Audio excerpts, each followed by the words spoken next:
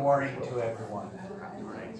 I'm on the other side of my cafe, so I'm doing all right. I hope that you are. It is early on a Saturday morning, but at least we didn't have to shovel any white snow this morning. I see some pictures from the Woodstock area from yesterday, and I think they had 20 centimeters of snow or something. So it looked awfully white on the west side of the province. I'm glad it stayed there. Apparently, we might have something tonight, but that's coming late, so we'll hopefully sleep through it and wake up to rain in the morning. Well, welcome again to our session for today, Saturday, and I'm just curious if there are any people who've gotten on the bus this morning and weren't on the bus last night. Anybody joining us this morning? Okay, well, welcome. My name is John Olhauser. I serve as the Vice President and Provost here, Vice President of Academics, so we're glad that you're all joining us. You missed a great session last night, really you did. We looked at the reliability of our Old Testament scriptures, and Dr. Stephen Dempster, who you'll get a chance to hear later today, led us through just a phenomenal, jam-packed hour of information, and we appreciated that and enjoyed your talk, Steve. And today we're going to continue that on. The conference today is hosted jointly by Ratio Christi and Crandall University, and it's all about giving us some reasons for our faith. What is the apologetic behind our scriptures, behind the texts that we use and understand our relationship with God? And we have we have 4 different speakers today, and we're looking forward to each one of them taking us through a topic. But before I go ahead and introduce this morning's first speaker, I would like to invite you to join with me, because we do recognize here at Crandall that there is a transcendent authority who is in love with us, and we are in love with him, and we want to have his presence with us by his Spirit this morning. So if you join with me, we'll pray for our day. God, we thank you for this day. We thank you that you look down at pleasure with our activity here. We're in love with you. We want to learn more about you and your relationship with us, how you have invested and given to us to restore and have fellowship with you. So this morning's topics, we pray your blessing upon them, each speaker, that you would guide them through the thoughts that they have prepared, but may they not be just their thoughts from their own mind and intellect, but may they, as they share from their heart, also be infused by your Spirit's power. We ask in your name. Amen. All right, well, I'm going to take my glasses off so I can see my script. I will read mine now. You're all foggy for me, but my script is clear. We'll follow this. This morning, we have the pleasure of having, lead us off in the morning, a lecturer in religious studies here at Crandall University. And the interesting and the neat thing about this person is that he's not only comfortable behind the lectern and in the scriptural texts and in his PhD studies at McMaster, he's also very interested and comfortable in the lives of people, as he also serves as our leadership of our youth leadership certificate program. And last year, we had him actually out working in the woods with another program that I'll tell you a little bit about later. But Dan Cooper holds a Bachelor of Arts in Biblical Studies from this institution. A number of years ago, he graduated and then moved on to pursue a Master of Arts in Leadership and an MDiv from Liberty University. But he wasn't finished with that, as he found a love for academics and studies. He enrolled at McMaster Divinity College in Hamilton and is working toward the completion. And I think you might see light at the end of the tunnel yet, Dan, or is it still? It's down there. It's down there. There's a hue. If I squint. Yeah. There is a hue. So he's been working on, as he's been here with us for the last couple of years, he's been working on his dissertation, looking at darkness in the Old Testament scriptures. And how that is a part of God's message to us. Well, today, Dan, I would like to invite you to come forward. You're going to speak on the historicity, the reliability of our Old Testament scripture, particularly focused on the Torah. And for those of you who are joining us, we have a special treat over here. And I won't unpack the whole story of this. There's others that over break who will be able to tell you of the sample of the Torah that we have with us this morning. And so, Dan, I understand you're going to talk about this topic, And some of the questions we should have in mind is, can we trust the historical claims of the Torah? Can we even know whether it is historically accurate? And if so, what methods can we use to find out the historicity of the scriptures that we have before us? So thank you for preparing, and we look forward to your time of sharing with us. Welcome with me, Dan Cooper.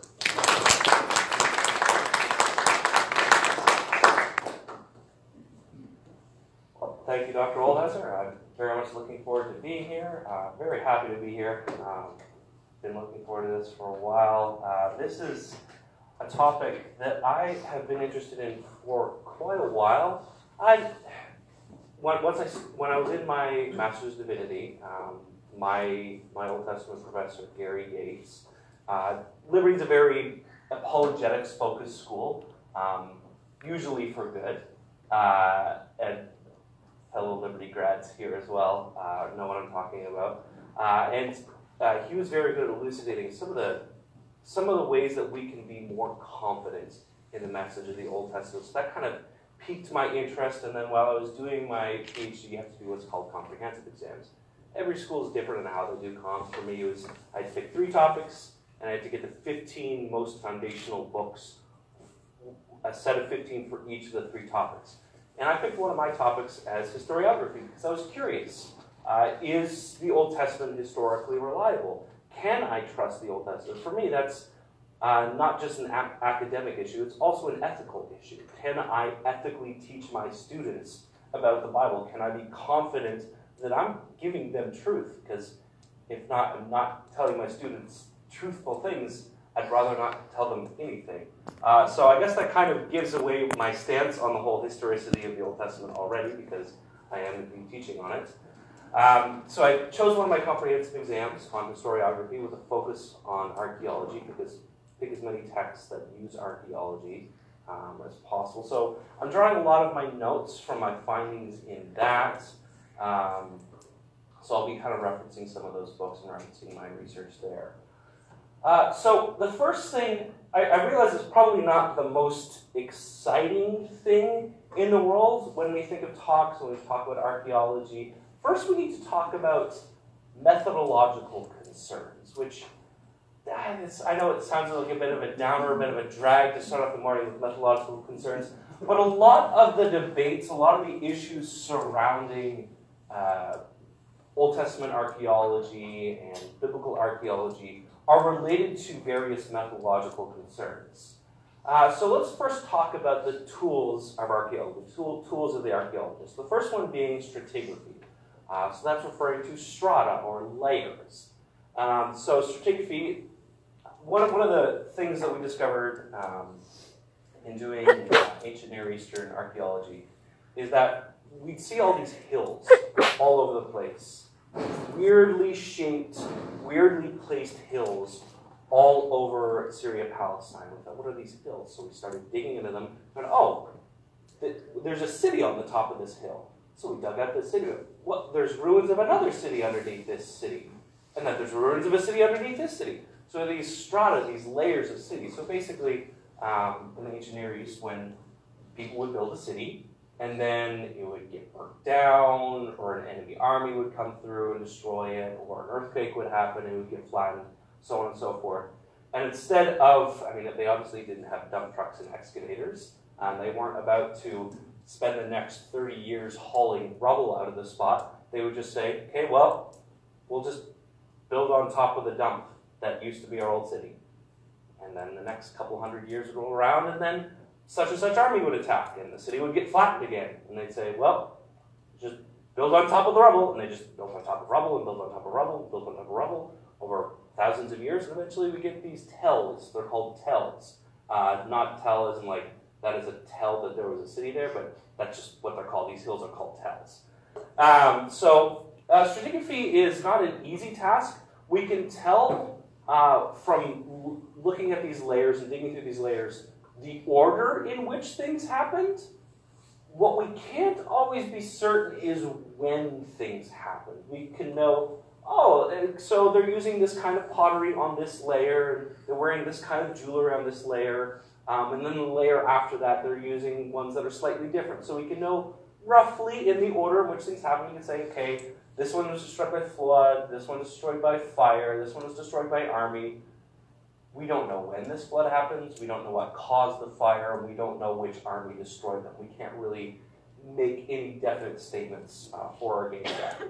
It's also kind of tricky doing stratigraphy sometimes because it's not like a city is completely flattened 100% every time the city is flattened. Sometimes the city walls or gates will survive when nothing else survives. Sometimes one house burns down and the rest of them are fine. Sometimes all of the houses except for one burn down. You kind of get the picture. It's not always, oh, this one's another layer, or is this actually part of this layer? And then other people, some people like to dig basements. Well, when the ancients were to dig a basement, they mess up our layers, so now our strata are even more confusing. So stratigraphy is useful, for sure, absolutely, but it's not an exact science. It's a little tricky sometimes. Another one is chronology. That's a tool that we can use to better understand our stratigraphy. So one is relative chronology. So you look at, okay, so on strata 7, they're using pottery that's mostly black and white, and it's got a lot of triangles and squares and very sharp structures. And same with strata number 8 on Tel blah, blah, blah, which is only a couple miles away. So these are probably in the same time frame. They're using the same pottery, wearing the same kind of jewelry. They've got the same material artifacts between these different layers. So strata 8 and strata 9, probably the same time span. That one's great, but again, it just kind of says these are at the same time. That still doesn't really help us know what that time exactly is, which brings us to comparative chronology. Comparative chronology is very tricky unless you find an Egyptian artifact, because Egyptian artifacts are the best thing in the world to find, because they're really easy to date. We know, for the most part, when most pharaohs reigned, because the Egyptians are really good bookkeepers, and they have been for a very long time, so they're pretty fantastic in that. So we find, okay, we got the scarab amulet, it's this kind of style, it's got this kind of markings, the writing is this style. Oh, okay, so that's like Pharaoh Akhenaten. We know it's this strata can be dated to Pharaoh Akhenaten. So if this strata can be dated to Pharaoh Akhenaten, this other strata, this other Tel that has the same kind of pottery on maybe a different layer, we can also date that one to Pharaoh Akhenaten. It just kind of spreads out from there, which I realize is a lot of hypothetical work, it's a lot of inferential work, but it's kind of the best we can do when it comes to stratigraphy. It brings me to material evidence. Material evidence is great. Sometimes, usually, when you think of archaeologists, you think of the Indiana Jones, the whip cracking, and the picking up cool golden. If you find golds doing archaeology nowadays, yeah, it's pretty rare. Looters have already found all the gold. You're not going to find it. So material evidence is great. But material evidence requires interpretation. Always, always, always requires interpretation. So let's say you're digging around and, well, the most common thing you're ever going to find is sales receipts. If you're an archaeologist, get used to seeing sales receipts. That's basically all you're ever going to see for your whole life unless you're really lucky. But probably, I would say the next common thing after sales receipts is you'll find little statues of naked, shapely women. That's just a very common thing to find in the ancient Near East. Now you can find these little statues of robust, shapely women, not wearing any clothes, and you say, so what does this mean? Is this a goddess that people worship? That's a pretty valid inference to say. This must be the goddess Ishtar. That's a valid inference to make. It could have also been a little girl's doll that used to have clothes, but obviously those clothes have rotten off in the last 4,000 or 5,000 years. Maybe this was just, we put little hula girls on the hoods of our cars. Maybe this is the ancient Near Eastern equivalent of a hula girl on your house. Maybe this was a statue on the front of a somewhat disreputable house of doing things. Maybe it's all of those things at once. Maybe it's a goddess that was also a girl's toy that could also have been used on the front of a brothel. It could be all of those things. It could be none of those things. We have to interpret it. So kind of a more grounded example is, let's say archaeologists 3,000 years down the road. They're digging up monks in New Brunswick, and they find a broken piece of pottery. And on this broken piece of pottery, there is this green-tinted mermaid with two tails going up in a circle, and she has long flowing hair, and she's wearing a crown. And archaeologists may say, who is this mermaid goddess? Did the people of Moncton in the year 2018 worship this mermaid goddess? Did they believe in mermaids? Well, no, it's a Starbucks mug. That's pretty obvious to us. We understand this is a Starbucks mug. But to an archaeologist 3,000 years down the road, they'll have no idea what that was, the significance of this was. So material evidence is great, but it requires interpretation, and all interpretation is obviously subject to the whims of the interpreter. And then that brings us to written sources. Written sources also require interpretation.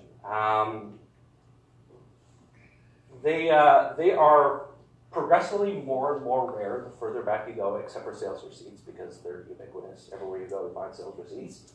The further back you go, the harder it is to find material evidence. And that's just kind of the nature of the beast, and it's very tricky. And even when you find written sources, those written sources have to be interpreted.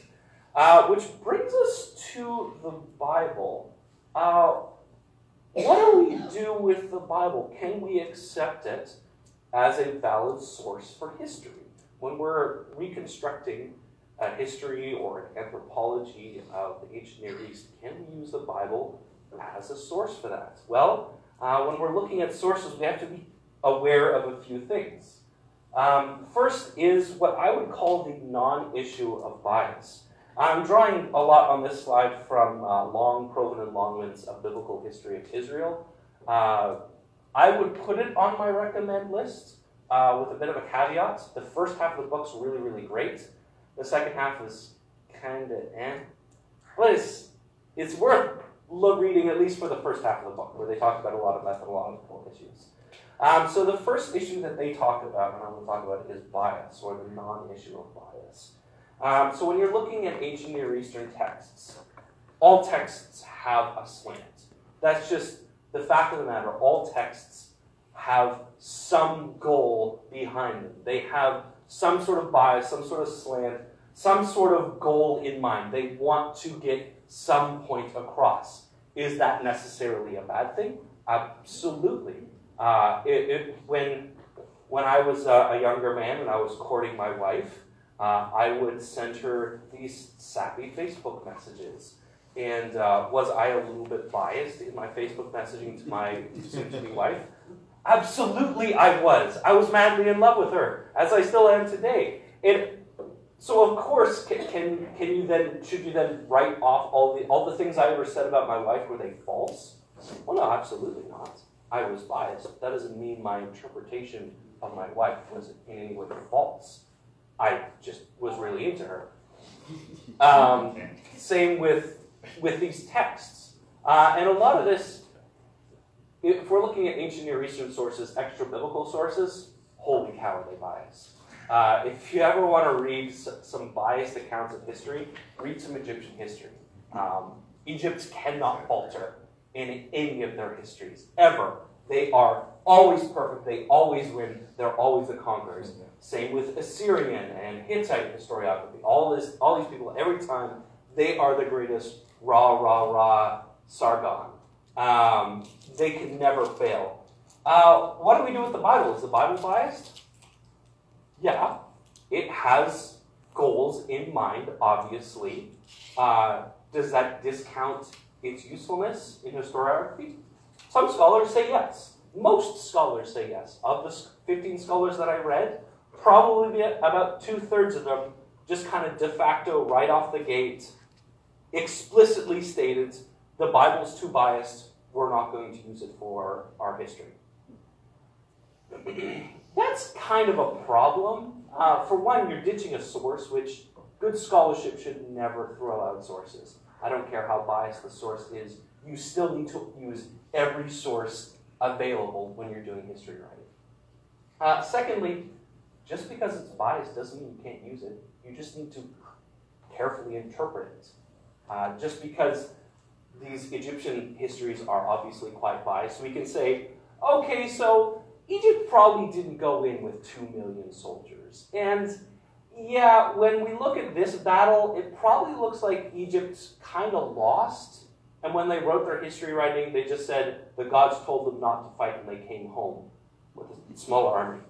It's just something, you just have to be smart when you're interpreting these texts and be aware of these biases.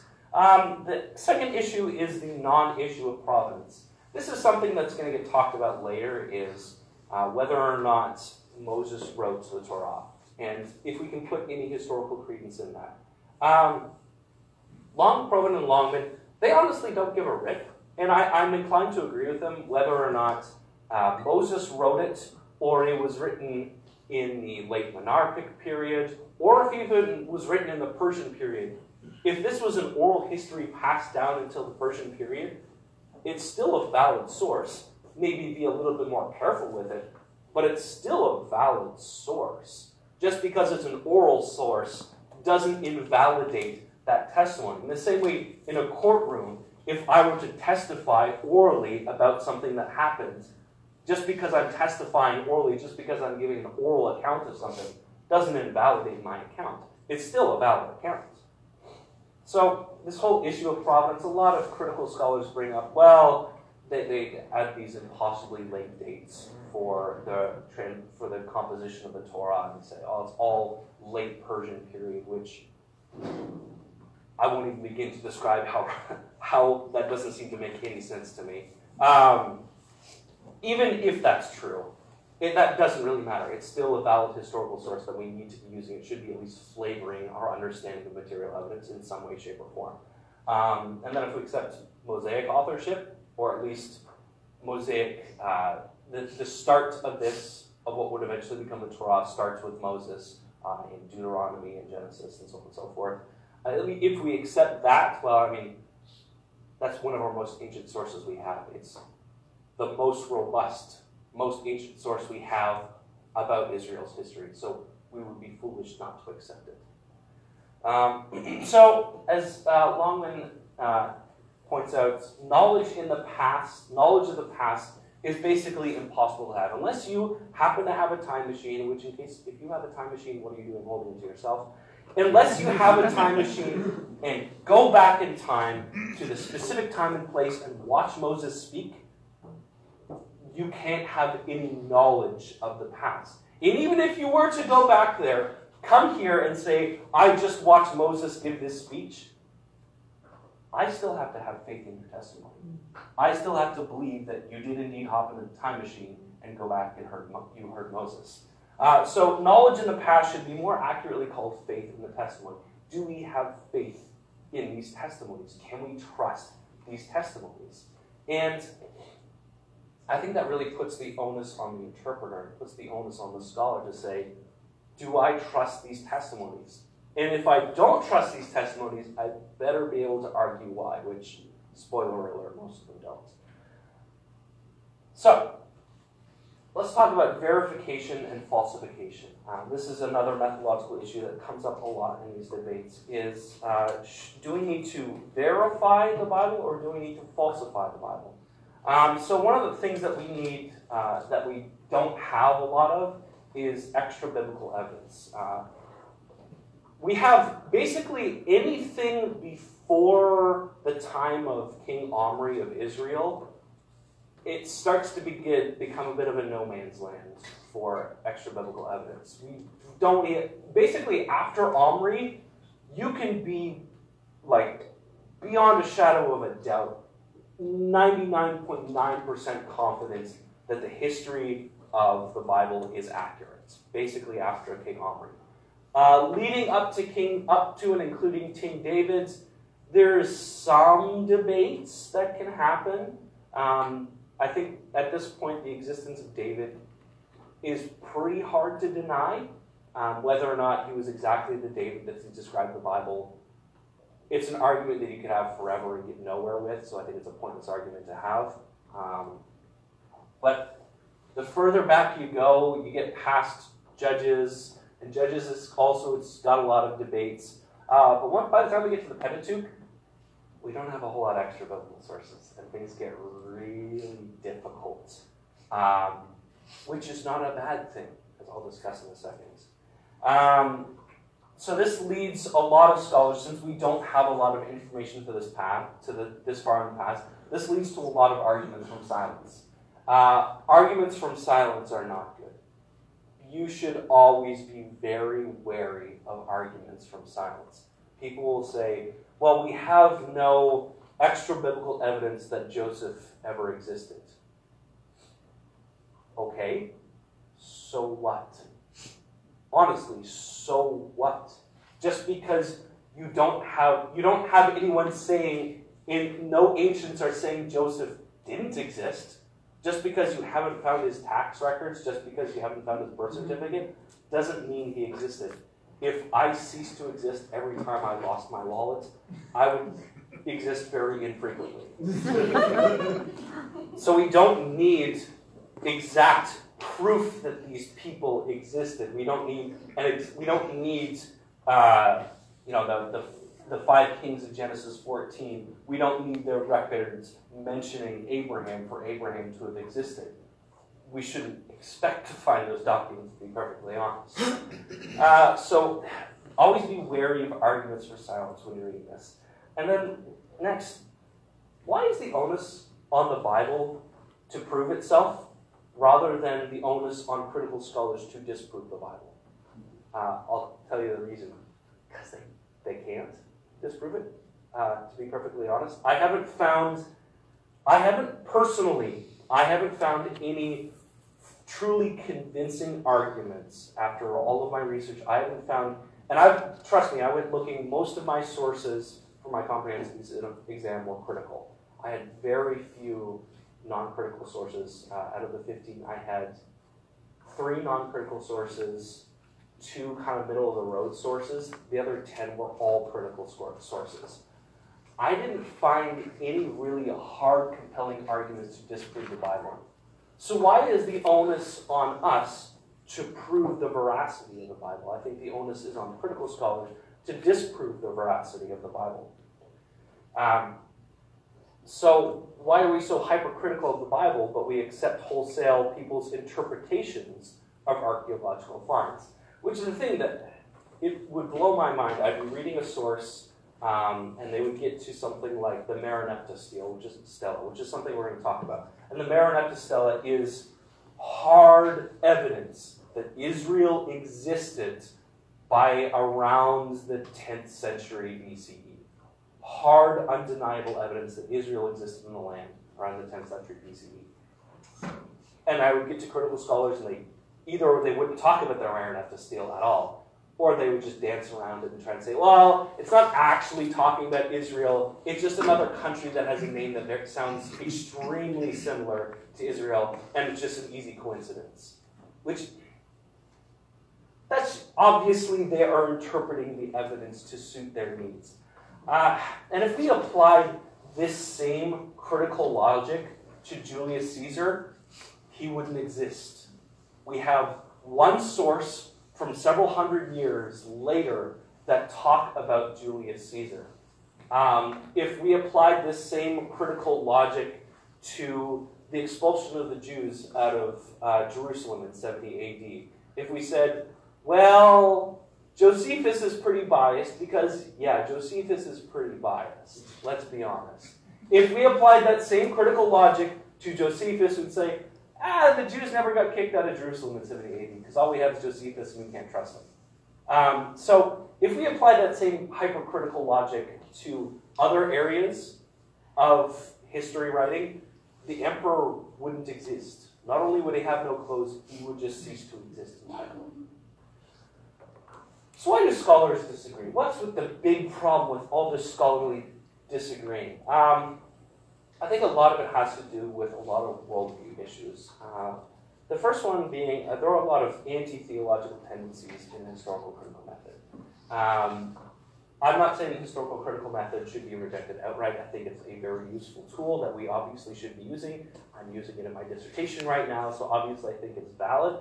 However, it's worth noting that the historical critical methods and the kind of theological liberalism, which is different than a lot of liberalisms today, but the theological liberalism that was really popular in the 18th, 19th, and 20th centuries has a very distinct anti-theological bent. It wants to stay away from theological interpretations of anything.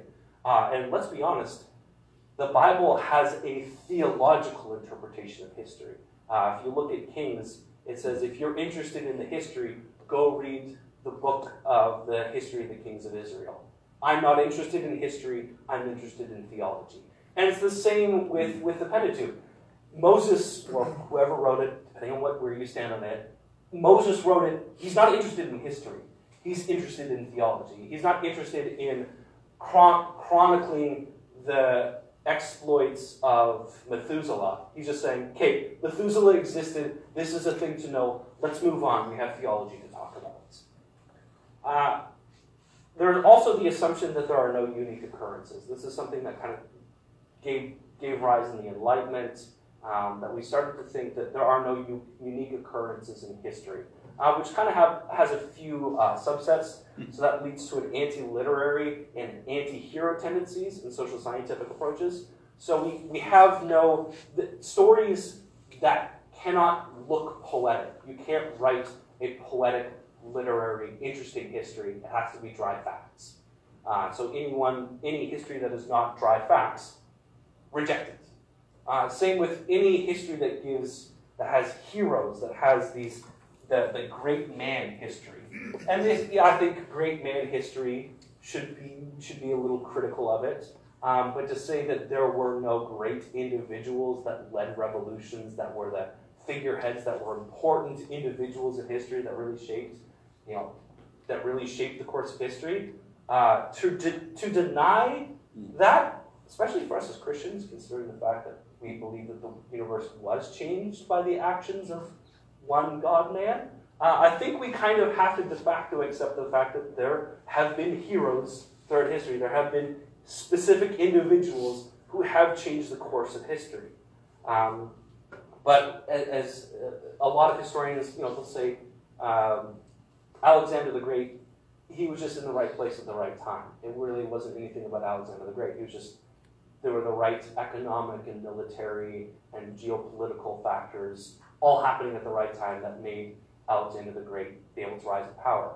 Was he lucky? Yeah, but he was also a pretty great guy. He also was a pretty big part of Greek culture spreading across the known world at the time. Known world in a very Western-centric sense.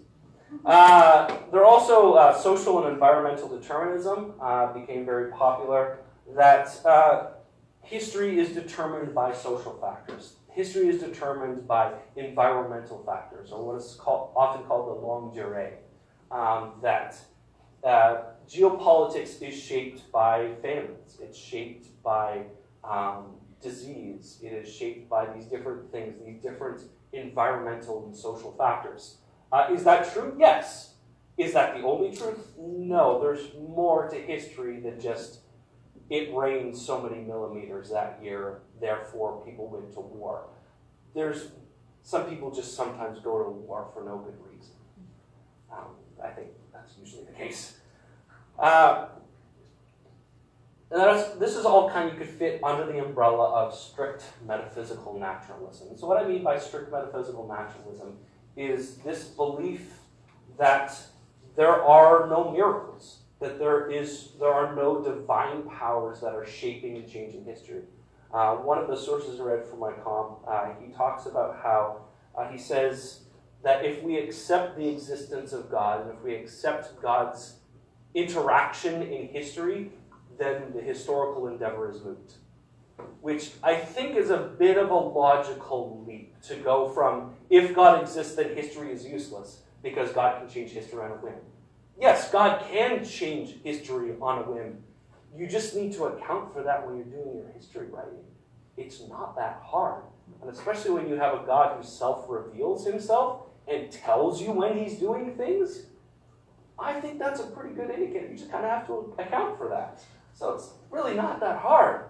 And then another thing worth noting, and this is a little bit icky to talk about, but anti-Semitism is a legitimate problem in some historical writings. When I was gathering up my comps list, when I was gathering up the books I wanted to read for comprehensive exams, and I kind of polled some other friends who did a historiography comp, I came to my secondary supervisor, Das Congo, and I said, is this a pretty good list? And he was looking through and he said, okay, these two authors, pick one of them. You don't need both of them.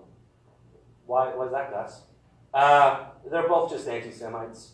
You don't need to read two of them. It's pointless. They're going to have the same arguments. They're both anti-Semites. I was like, are you serious? He said, oh yeah. A lot of historiography that has been written has been either anti-Jewish for the sake of being anti-Jewish.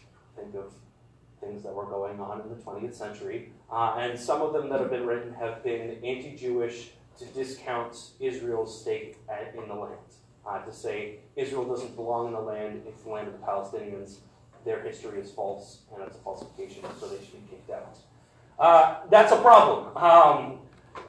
I'm very glad my secondary supervisor pointed out to me that these two works were anti-Semitic. It was hard enough to read one scathingly oozing with just vitriol towards Israel. That was hard enough to get through one. I couldn't imagine if I had to read two of them. And that's a problem. Not all of them are, but that's a problem with occasional works. Is some of them are just, frankly, anti-Semitic. Which all brings me to this one point, this one quotation I want to bring up. Value-free academic endeavor does not exist. That is so valuable to remember. When you see a thing on Facebook and it says, the Bible has been disproven. Or you go on Facebook and say, the Bible has been proven. Value-free academic endeavor does not exist. You can scratch out the word academic, and you can just say value-free endeavor does not exist. Especially if you're saying it on Facebook, it's probably not value-free. You should probably take a few grains of salt and chew on them while you're reading that article. Nice big chunks of rock salt. Make sure you're right and salty when you're reading those things. Value-free academic endeavor does not exist. So when you're reading these things, and this is a problem for both critical scholars and conservative scholars that I found. Again, I didn't read a whole lot of conservative scholars, so maybe there are other ones out there that aren't so bad. But even some of the conservative scholars I read, I was like, that's a bit of a stretch. I think you kind of made that one fit into your paradigm rather than just working your paradigm around it. And that's an issue that you'll face quite often. So I want to talk about the problem of polarization. And one of the books I read by FinkelsteinAzhar, they are two they're non-believing scholars or secular scholars, but they were my nice comfort zone of middle ground academic work. I didn't always agree with them. Honestly, I'd rather read a text that I somewhat disagree with, but argues its points well, than I would one that agrees with all of my points, but doesn't argue them very well. So I find FinkelsteinAzhar really enlightening. And they kind of come down hard on everyone, which was also kind of, I read them nearing the end of reading my comprehensive list, and I was already pretty cranky by that point from reading 15 very large books. And by the time I got to FinkelsteinAzhar, I was feeling pretty fed up with a lot of the academic work that had been done on Israelite historiography. And so when they came down pretty hard on both sides, I was rooting along with them pretty quick. And so they point out that conservatives basically only use archaeology when it suits them, and they interpret archaeology through the Bible. More specifically, they interpret archaeology through their interpretation of the Bible. Nowhere is this more evidence than every scholar's interpretation of the conquest of the land of Israel. Most of them are pretty bad, because most of them rely on a very lazy interpretation of Judges that just takes it as this big rah-rah conquest narrative. When you read between the lines, when you interpret very carefully and slowly, no, this is a thing that takes centuries. When we consider the evidence in Judges, especially, this is a thing that goes on for a long time. It wasn't this rah, destroy all the people thing. It was 5 cities that got destroyed. Only 5 of them. So when people say, there is no evidence of wide-scale destruction in the 12th century BCE, ergo Judges is wrong. I say, there shouldn't be evidence of wide-scale destruction in the 12th century BCE, because the Bible doesn't say that there's wide-scale destruction during the time of Judges and Joshua. So conservatives will just say, oh look, we found these cities, it proves us. The minimalists, they are uncritically critical. They rely on ridiculously late dates of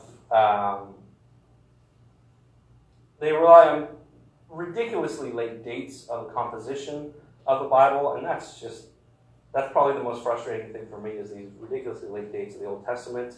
They're uncritically critical of the text. They reject it just de facto, and they reinterpret archaeological evidence to suit their needs as well. So that kind of puts us between a rock and a hard place. We have conservative scholars that just want to tell us what we want to believe, and then we have critical scholars that just want to tell themselves what they want to believe. So where does that leave us, the average everyday Christian who wants to can I trust the Bible? Because that's a valid question.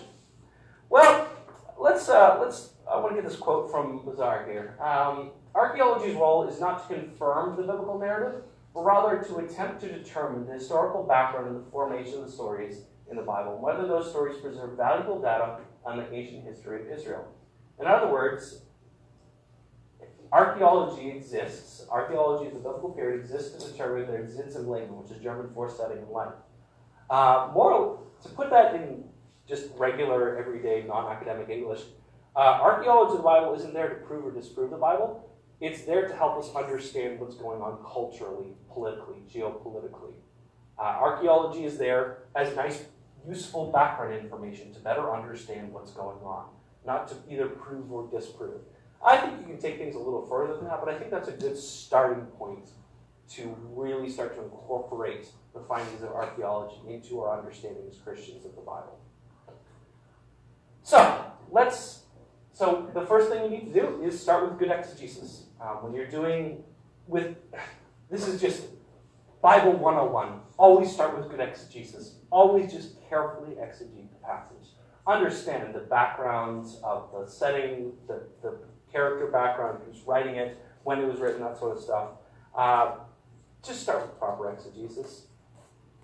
So, we've talked about methodological concerns long enough. You can breathe a sigh of relief. We can get out of the boring, heady stuff, and I can actually tell you about archaeology, which is it's not less whip-cracky, but it's still fun. I think archaeology is still pretty interesting. All right, so let's talk about the Pentateuch in general.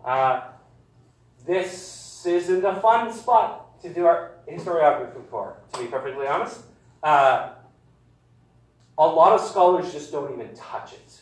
To be perfectly honest, if it happens before Judges, if it happens before Joshua, a lot of historiographers just aren't even going to talk about it. They won't touch it with a 10-foot pole. So even in my own research, a number of my sources just didn't even touch the Pentateuch at all. Part of that is because of historiography becomes progressively more and more difficult the further back you go, because we have less and less material evidence. We have basically no written sources. It just gets very, very difficult to have any extra biblical control evidence in this time period. And then also we have the documentary hypothesis, which is something that Cody is going to talk about later. So he'll this will make a little bit more sense after you get to Cody's message. But after the documentary hypothesis, aka JEDP, the idea that Moses didn't author it, and everyone started to believe that the Pentateuch was a much, much later Persian-era document, people just kind of threw their hands up in the air and said, forget it. Ditch the Pentateuch, we're not even going to talk about it. That's kind of an assumption based on an assumption based on an assumption, which is never super great. But let's talk about a few high points, the Pentateuch in general. For the most part, culturally, the Pentateuch fits in better with its proposed time period than it does with the Persian period. For the by and large, fits way better within its conservative dating than it does with a more critical dating. Significantly better culturally. Fits in better with Egyptian culture, with Hittite culture, than it does with Persian or Greek cultures. Another thing that's important to bring up, K.A. Kitchen's book is excellent. I loved it. I didn't agree with everything Kitchen said. I think sometimes he liked to rationalize a few miracles, which I don't really like when people try to rationalize miracles.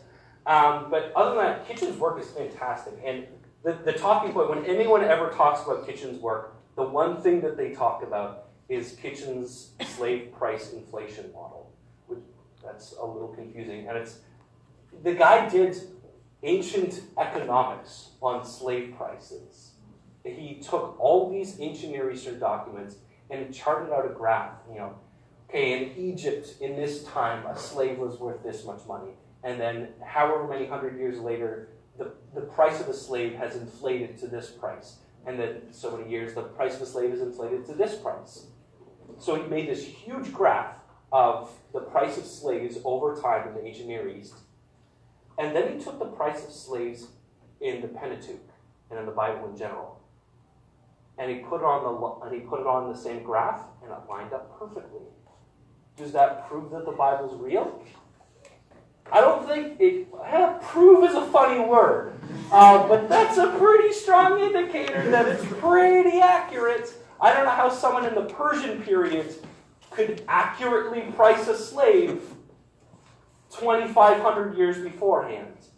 That would be pretty impressive if someone had that kind of background. So I highly recommend Kitchen's book. I think it's pretty great for the most part. So let's talk about the primeval history. Honestly, I don't really want to talk about the primeval history. Pre-flood history, I'm not going to touch that. I'm not going there. If the flood was universal, we shouldn't expect to find anything. If the flood was local, we shouldn't expect to find anything. If the flood didn't exist, we shouldn't expect to find anything. So, yeah, anything before the flood, we really shouldn't expect to find a whole lot of archaeological evidence to prove or disprove it.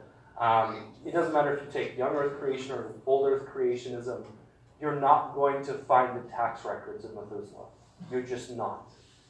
It would be ridiculous to think you would. And even if we did find a tablet written on some language that we take centuries to try to figure out what this language was, and it does say Methuselah on it, scholars would just say that's not the same Methuselah. So I think it's just kind of pointless even trying at this point. As for the flood itself, evidence doesn't look great for the flood, to be perfectly honest. If you're looking at geological evidence, geological strata, there doesn't seem to be a whole lot of evidence for a great universal flood. If I'm being perfectly honest, there's not a whole lot of evidence for a huge universal flood. Is that scholarly bias? Is that scholarly bias tainting the geological strata? I'm not a geologist, so I'm not really sure. I can't really comment on that one. But suffice to say, there hasn't really been a whole lot to suggest outside of what is posted on Answers in Genesis, which I recommend against that site. All joking aside, I really recommend against Answers in Genesis. I don't find them very truthful in a lot of their work. Stick with the Radio Christi guys. They know what they're doing. And the BioLogos website is also pretty good for some of this stuff. So I think the flood is, there's not really much I can say about it because there's not much talked about it by anyone except for fringe groups on either side of the debate.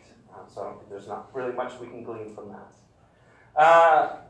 Then we have all these stories about individuals in the primeval history, getting before the patriarchs. We have all these little individuals. You're not going to find anything about these individuals. You're just not. So people will say we have no evidence of Enoch. Okay.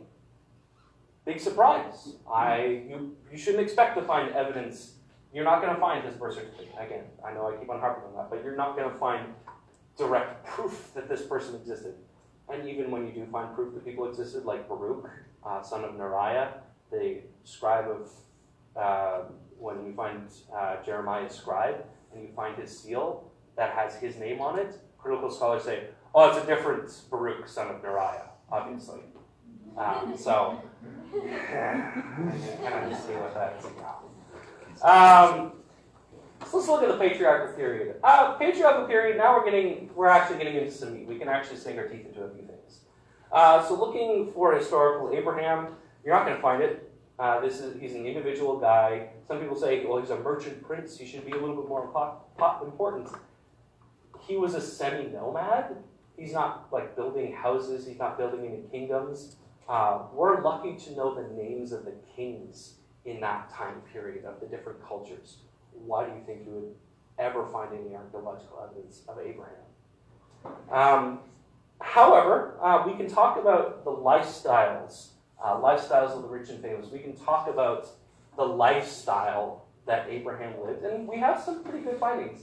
In the 1960s, at these places called Mari, Nuzi, and Rosh Shamra, we found a bunch of tablets. We found storehouses of these tablets. And again, most of them are sales receipts. If you're an archaeologist, get ready to read a lot of so-and-so, Ben so-and-so sold so many goats to so-and-so. That's basically all you're ever going to find as an archaeologist. But they found these things. Some of it was pretty interesting. There was some actual individual correspondence, some individual letters written on clay tablets that were sent from family members to family members. Some of them were just gossip and insults of, man, did you hear about so-and-so? Those are actually some of the things that we found at these sites. They're pretty some of them are fascinating to read. Most of them are receipts. But some of the stuff we found seems to suggest culturally Abraham fits in better in the 3rd century BCE than he does in later Persian period. So one of them is the whole calling his wife his sister for evasive reasons. There were tax loopholes in the day. Yes, there were tax loopholes back then, as there are today. There was functionally a tax loophole. It was an inheritance loophole that if you called your wife your sister, it was economically advantageous to have your wife put down as your sister on your tax records, basically. So when you kicked the bucket, stuff would go to her properly, and it wouldn't be this fight over your wealth if you kicked the bucket. So that kind of fits in with what Abraham does. There were the fathering through a handmaid. So remember, Abraham has first Ishmael through Sarah's handmaid, and then you look at Leah and Rachel. They give up their handmaids to Jacob, who just gets to have lots and lots of sex, lots and lots of women, produce lots and lots of babies, and that was standard in that time. In Hittite culture at that time, that was not particularly weird to be fathering kids through a handmaid. Is that definitive proof that Abraham was real? No. But it's a good indicator that he fits within his culture a lot better than he fits in with later cultures. Semi-nomadism. Some people have said, semi-nomadism is weird. That's dead by the time of Abraham. No, you're just not going to find archaeological evidence of semi-nomads because they're nomads. And also, Abraham wasn't really the normal kind of semi-nomad. He went where God told him. He didn't just travel around with the seasons. He traveled when God told him to travel. It's also important to note, some people will say there was a large group of Amorites that migrated westward around this time period. They'll say Abraham was part of that larger Amorite migration. I think the Bible would, some people would say, they'll twist that information and say, see, this proves it. Then when you look at the text and you say, well, Abraham really wasn't actually part of a larger migration group. He was an individual case, God called him, he moved. So I don't think the Amorite migration thing is really much of a good evidence for or against. I'd say one of the best things, one of the best indicators for antiquity was how unkosher the patriarchs are. Every time I teach themes of the Bible, I don't shy away from the fact that the patriarchs were awful people. They were murderous, they were adulterous, they were incestuous, they slept with prostitutes, they slaughtered people wholesale, they were tricksters, they were hucksters, they were con artists, they didn't follow proper kosher laws, they were awful people. If you're going to write the history of your people, you should make it look good. Because Egypt did. When they wrote their own history, they made their people look good. The Bible doesn't make its people look good. The Bible makes its people look like people. And one last thing, camels. National Geographic put out a thing saying there were no camels in the time of Abraham, ergo it's wrong. For one, just because they have no evidence that there were camels at that time doesn't mean there weren't camels at that time. Secondly, as Dr. Dempster pointed out last night, and I'll also point out again, there seem to be some updates to the Torah over time, just like place names that have changed. Okay, Python and Ramses weren't originally called Python and Ramses, but they're called Python and Ramses now, so we'll just update the names so people understand what they're talking about. My mom pointed out, so in outside Hartland, New Brunswick, there used to be a place called DeWare's Store, and everyone said, you turn left at DeWare's Store. DeWare's Store doesn't exist anymore, but people keep on giving directions as if DeWare's Store still exists. These editors of the Bible said, DeWare's Store doesn't exist anymore. You have to turn left on this road. And they changed it so that it made sense to people. Maybe camels were inserted later, so the story made sense to the audience of its time. Like, we're thinking the time of Josiah or Hezekiah. That would have made more sense to them. So I don't think that's really much of a big deal. So again, no evidence of Abraham, no big deal. You shouldn't expect to find any. Sodom and Gomorrah, we don't have a whole lot of evidence, really conclusive evidence that Sodom and Gomorrah existed. We're not finding huge chunks of sulfur and brimstone anywhere. This is pretty ancient history, so I'm not particularly surprised. But I'm not getting too bent out of shape over it. No evidence of Joseph in Pharaoh's court. Should you expect to find any? However, kitchen slave pricing seems to fit Joseph around the first half of the second millennium. So the price that Joseph was sold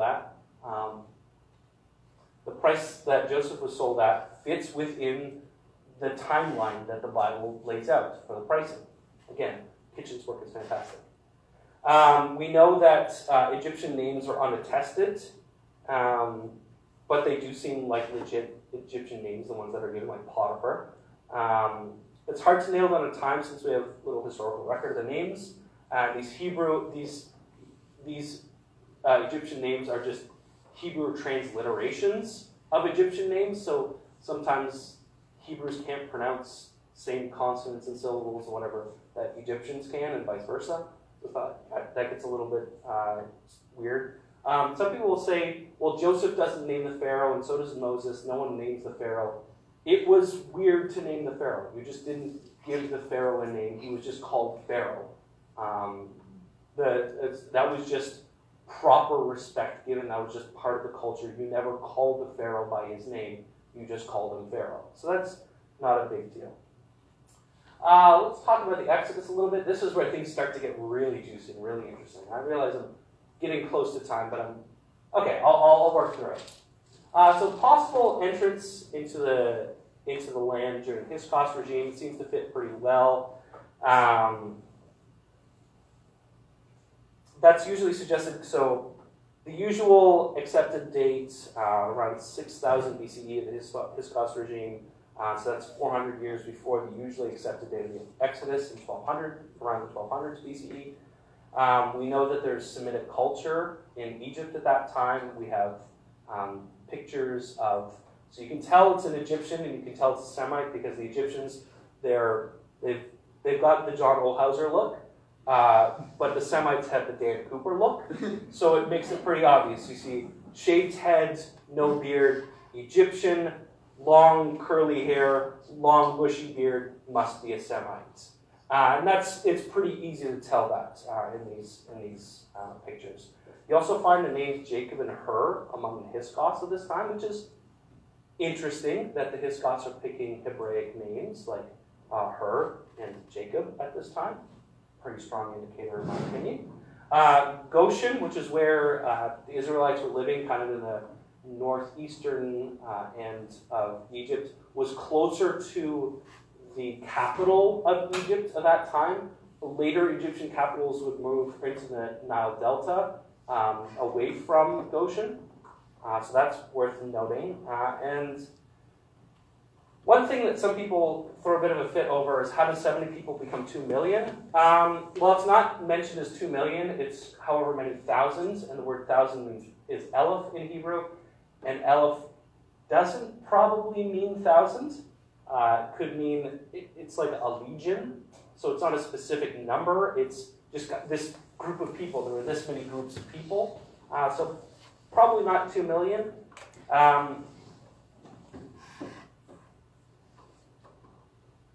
A lot of people say, well, we have no archaeological evidence of the Israelites. Definite Semitic settlement and slavery in Egypt in the second half of the second millennium. We have lots of pictures that show Semites being enslaved at this time, so that's kind of a slam dunk. That's kind of undeniable. There were Semites living in Egypt in this time period, and they were slaves. There are some lack of evidence of Semitic settlement in Goshen. Goshen's a swamp. You know what it takes to do archaeology in a swamp? You have to dig big cement barriers into the swamp, and then you have to get pumps to dump out all the water, and then you have to hope for goodness that in the last 5,000 years the swamp hasn't destroyed everything. Spoiler alert, swamps destroy everything. So you're not going to find anything in Goshen, because it's a swamp. There are some supposed anachronisms. Again, if you take these anachronisms as layer editions of the text that were done in the late monarchic period, they don't matter. They're not a problem anymore. So the date of Exodus. 1400s was the original popular dates. There's evidence of Jericho's destruction around 1400. We have the Amarna letters from the days of Akhenaten, who reigned from 1352 to 1336. He talks about the Hippiru attacks, these Amarna letters. Were the Hippiru Hebrews? Probably not. Hippiru seems to be more of a derogatory term, like Romans talk about barbarians and Vandals, but now we think of barbarians and Vandals as this derogatory, a Vandal is a derogatory term. Back then it was a people group. Maybe kind of a vice versa thing here, where Hippiru isn't necessarily talking about the Hebrews, but maybe the Hebrews called Hippiru long enough that the name just kind of stuck. Like we're Christians, that was a derogatory term originally, and it just kind of stuck with us. Maybe the Hebrews, the Israelites, because they're Israelites, maybe they got called Hippiru for so long, they just started coming with those, yeah, we're Hippiru, Hebrew. Texts from the 1300s talk about Asaru in Canaan. Maybe they're talking about the tribe of Asher. Probably not. Solomon built the temple around 1000 BCE, and according to 1 Kings 6:1, that's 408 years after the Exodus. So that kind of fits in with that date, sort of. And Jephthah talked in around 1100 BCE, talks about the Exodus happening 300 years prior. We don't know who the Asaru and Hippiru actually were, and biblical dates are notoriously off. I think the 1200s is a more reliable date, to be perfectly honest. We know that there are large-scale building projects in Python and Ramses at this time, which is what is being talked about here. There's a prior absence of Edom and Moab in the 13th century, or prior to the 13th century. So we know in Joshua or in Deuteronomy, when they come into the land, the Moabites and Edomites are there, they're kind of a problem. They wouldn't have been a problem if they had left, if the Israelites had left in the 1400s. There are definite destructions in the 13th century of the 5 cities that were destroyed in Joshua. We found evidence of destruction at that time period in 3 of them. We found all 5 cities. We found evidence of destruction at that time period for 3 out of the 5. So that's a pretty good ratio in my opinion. And again, the stela of Pharaoh Mereneptah. Stela is basically like, you know, the World War II monuments where it's a big stone slab and it's got writing over it? That's more or less what a stela is. It's kind of a monument to remember a war, not in a mournful way, but more of a, haha, you got your butt handed to you sort of way. So Mereneptah, Pharaoh at that time, he talks about how he went in and destroyed Israel at this time. Israel is explicitly mentioned here. So we know that's sort of like the terminal date that Israel has to be in this land at this time. So, who are the pharaohs? Probably Athmos after Joseph. The new pharaoh in the land is probably Athmos. Either Thutmose III or Ramses II, pharaoh of the exile. Again, Ramses II seems to fit better. His mother was very power hungry. You have to be pretty powerful if you're managing to keep a Hebrew boy alive in your house. He was pretty warmongery and hateful. His second-born became the next pharaoh, which is a little bit fishy. And he sees significant military decline after his rule. Also seems kind of fishy. Pretty good indication. No Egyptian records of the Exodus. Would you expect to find it anyway? The victors write history. Egypt's not going to write that in their own history. The route that they take ignores all of the Egyptian strongholds that we know of quite conveniently. So very briefly, talking about Leviticus and Deuteronomy, the law codes, they just fit within their time period. They just frankly, culturally fit right in with their conservative dates. They don't fit in with the Persian dates. Those law codes do not work in a Persian context. They work in a much later context, or I guess much earlier context. And lastly, some people say the tabernacle is stupid. No, the tabernacle is one of many tabernacles. We have plenty of evidence to suggest that other nomadic groups, they had their own tabernacles, their own portable tent temples, and the tabernacle is actually smaller than some of the other ones we found. We found ones that are actually significantly larger than the tabernacle was. So in conclusion, it's difficult to deny the what of the Torah as narrative. There's effectively no hard evidence to the contrary. It's the why and the how that people can debate, say, well, none of this stuff happened for religious reasons. This is just a religious whitewashing of history, a religious rewriting of history. Yeah, you can say that, but I don't know. I think that's kind of difficult to do. No one will ever be able to prove or disprove the Torah. I don't want to give you the false impression that I can either prove or disprove it. However, the evidence, in my opinion, and the opinion of many other scholars, seems to point toward the historical reliability, or at the bare minimum historical plausibility of the Torah, at least in its broad strokes. In other words, I think you can trust it. I think you can trust the Pentateuch with extremely good certainty that if well interpreted, understanding the background, understanding interpretive bias, and so on and so forth, I think you can be extremely confident in the historical reliability of the Pentateuch and in the Old Testament in general, but that's a topic for another day. All right, I've taken up enough of your time. Thank you.